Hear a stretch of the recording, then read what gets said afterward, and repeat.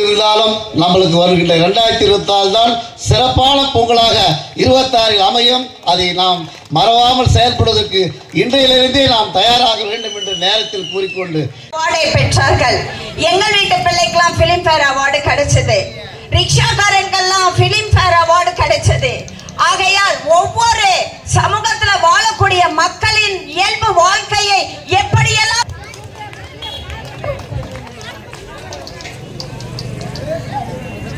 அதே போன்று இன்று தமிழகத்தில் உள்ள மக்களை பிறந்தநாளை சிறப்பாக மாவட்ட கழக செயலாளர் அவர்கள் பல நலத்திட்டங்களை வழங்க உள்ள இந்த நிகழ்வில் கலந்து கொண்டுள்ள அனைவரும் வருக வருக என வரவேற்று இந்த நிகழ்வை எம்ஜிஆருடைய 108வது பிறந்தநாள் விழாவை அனைத்து இந்திய அண்ணா திராவிட முன்னேற்ற கழகத்தினுடைய திருவள்ளூர் மாவட்ட வடக்கு மாவட்ட கழகத்தினுடைய பொன்னேரி தொகுதியுடைய சார்பில் நடைபெறுகின்ற புரட்சித் தலைவர் எம்ஜிஆர் பேரூர் கழக ஒன்றிய கழக கிளைக்கழகத்தினுடைய நிர்வாகிகளை கழகத்தினுடைய ஆற்றல் மிக்க தொண்டர் பாத மலர்களுக்கு காணிக்கையாக்குகிறேன். கழகத்துடைய நிரந்தர பொதுச் செயலாளர்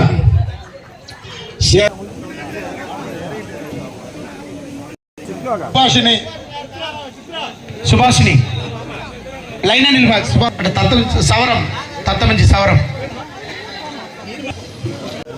சரண்யா இருக்காங்க. என்னுடைய அன்பத்தில் மீனம்பாக்கத்தில் இறங்கி ராமாபுரம் தோட்டத்துக்கு போறேன். ராமாபுரம் தோட்டத்திலே போறால் என்ன தயவு செஞ்சு கொஞ்சம் சத்தம் போடாம உட்காருங்க. ஏங்க தம்பி கொஞ்சம் உட்காருங்க, இந்த வரலாறு கேளுங்க, இதெல்லாம் நீங்க தெரிஞ்சுக்கணுங்கிற ஏற போறேன். ராமாபுரம் தோட்டத்துக்கு வரேன். நீங்க எல்லாம் அன்பா பார்த்துட்டு இருக்கீங்க. பெரிய பெரிய வரலாறுகள் நேர மேக்கப் ரூமுக்குள்ள போறாங்க. என்னுடைய அருமை தோழர்களே, நண்பர்களே, நான் மிகைப்படுத்தி சொல்லவில்லை. அதிமுக தான் அந்த சேர்ல இருக்கிறோம், இங்க வரலாம், இந்த சேர்ல இருக்கோம், அங்க போகலாம். வேற எந்த கட்சியிலையும் வர முடியாது, ஒரு கட்சியிலே வர முடியாது. தம்பி நீ இன்னைக்கு அங்க நின்று சிரிச்சிட்டு இருக்க, நாளைக்கு ஒரு வருஷம் கழிச்சு பார்த்தாச்சுன்னா இந்த மேடையில் வந்து நீ ஒரு ஒன்றிய செயலாளர் இருப்ப, இல்லை நகர செயலாளர் இருப்ப, நீ வந்து மாவட்ட செயலாளர் மாறுவ. இதுதான் இந்த இயக்கம். இந்த இயக்கத்தில் பதவி கொடுக்கிற மாதிரி எந்த இயக்கமும் கிடையாது. அங்க திமுக என்ன நடக்குன்னு சொல்லியாச்சும் அவன் அப்பனுக்கு அப்புறம் மகன், மகனுக்கு அப்புறம் பேரன், அதுக்கப்புறம் தங்கச்சி, அதுக்கப்புறம் அக்கா, இப்படி அவன் குடும்பம் தான் அந்த அண்ணா திமுக. ஆனால் அண்ணா திமுக எந்த குடும்பமும் கிடையாது. இன்னைக்கு என்ன எடப்பாடியா இருக்க மகன் குடும்பத்தில் இருக்காரா? அவருக்கு என்ன பைபிள் இருக்காரா? இந்த இயக்கம் வந்து அப்படிப்பட்ட இயக்கம் இல்லை. இந்த இயக்கம் மக்களுக்காக தோன்றிய இயக்கம். இந்த இயக்கம் ஏழை மக்களுக்காக துவக்கிய இயக்கம். இந்த இயக்கம் மக்களுக்காக செயல்படுகிற இயக்கம். இந்த இயக்கம் மக்களுக்காக சேவை செய்வது மட்டுமல்ல, இந்த நாட்டு மக்களுக்காக தன்னையே அர்ப்பணித்துக் கொண்டிருக்கின்ற ஒப்பற்ற இயக்கம் தான் உண்மையான அனைத்து இந்திய அண்ணா திமுக என்பதை மறந்து விடக்கூடாது. அப்படிப்பட்ட இயக்கத்திலே தான் உங்களை எல்லாம் சந்திக்கின்ற வாய்ப்பை இறைவன் தந்திருக்கிறான். நான் கூட நினைச்சேன், சொல்வது தவறாக எடுத்துக்கொள்ளக்கூடாது. தாய்மார்கள்லாம் ஒரு 10 நிமிஷம் இருங்க, 10 நிமிஷம் தான், என்னாலே அதிகம் பேச முடியாது. என்னுடைய அன்பத்தில் மீனம்பாக்கத்தில் இறங்கி ராமாபுரம் தோட்டத்துக்கு போறேன். ராமாபுரம் தோட்டத்திலே போறால் என்ன தயவு செஞ்சு கொஞ்சம் சத்தம் போடாம உட்காருங்க. ஏங்க தம்பி கொஞ்சம் உட்காருங்க, இந்த வரலாறு கேளுங்க, இதெல்லாம் நீங்க தெரிஞ்சுக்கணுங்கிற ஏற போறேன். ராமாபுரம் தோட்டத்துக்கு வரேன். நீங்க எல்லாம் அன்பா பார்த்துட்டு இருக்கீங்க. காரை கதிரேசன் ஓட்டிக்கிட்டு வந்தாரு. வரும்போது கேட்கிறாரு, தனி கட்சி துவங்கணும்னு சொல்லியே, கோடிக்கணக்கான பணம் வேணுமே, நான் எங்கடா போறது அப்படின்னார். எனக்கு இருக்கிறது ஒரே ஒரு ஸ்டுடியோ, அதையும் மார்வாடிட்ட விற்க சொல்றியான்னார். நான் சொன்ன தகவா நீங்கள் தப்பாக நினைக்காதீங்க சின்னவரே.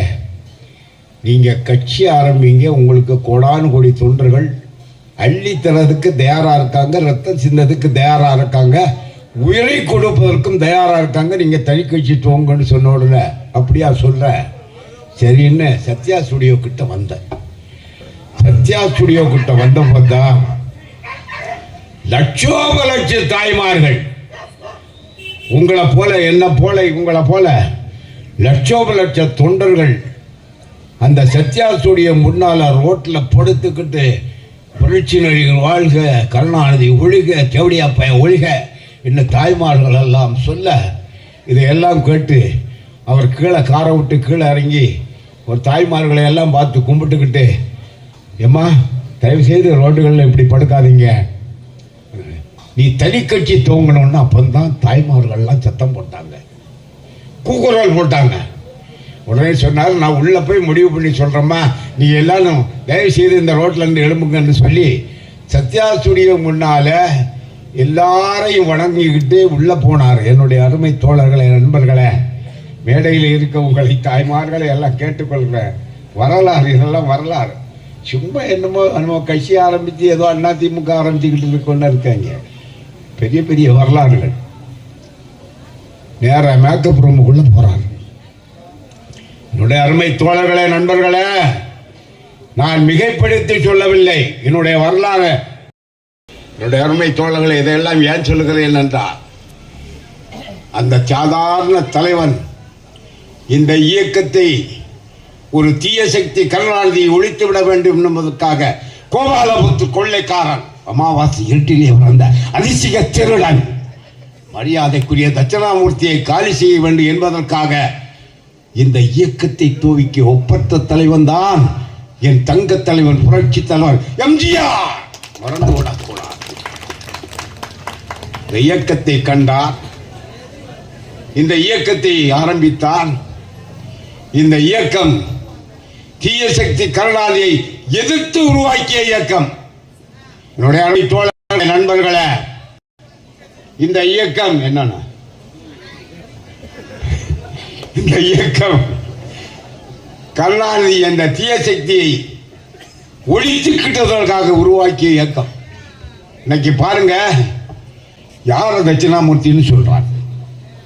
உங்களுக்கு தெரியாதா? அவரு கோபாலபுரத்து கொள்ளைக்காரன், அமாவாசை இருட்டில் பிறந்த அதிசய பிரபி கருணாநிதியுடைய சொந்த பெயர் தட்சிணாமூர்த்தி. மறந்து விடக்கூடாது. பத்திரிகை நண்பர்கள் இருந்தால் அதை எழுதிக்கிடுங்க. அதே மாதிரி இன்னைக்கு முதலமைச்சர் மு.க. ஸ்டாலின் அன்பா சொல்றீங்கள, அந்த ஆளுக்கு பேர் மு.க. ஸ்டாலின் அல்லங்க, அந்த ஆளுக்கு பேர் ஐயாத்துறை. ஐயாத்துறை, கருணாநிதி வச்ச பெயர் ஐயாத்துறை. ஐயாத்துறை தான் இன்னைக்கு மு.க. ஸ்டாலின் அன்னைக்கு பவுடர் பூசி தலைகிறார். என்னுடைய அந்த அன்பு தம்பி மு.க. ஸ்டாலினை கேட்டுக்கிறேன், உங்களுடைய பதவி நிரந்தரம் அல்ல. உங்களுடைய முதலமைச்சர் பதவிக்கு இன்னும் சில பல அமாவாசைகள் தான் காத்துக்கிட்டு இருக்கு. ஒரு 13 அமாவாசை வந்தாச்சுன்னா நம்முடைய மரியாதைக்குரிய ஐயாத்துறை என்ற ஸ்டாலின் வீட்டில் போய் பிடியில் வாசிக்க வேண்டியதுதான். நிச்சயமா நடக்கும்.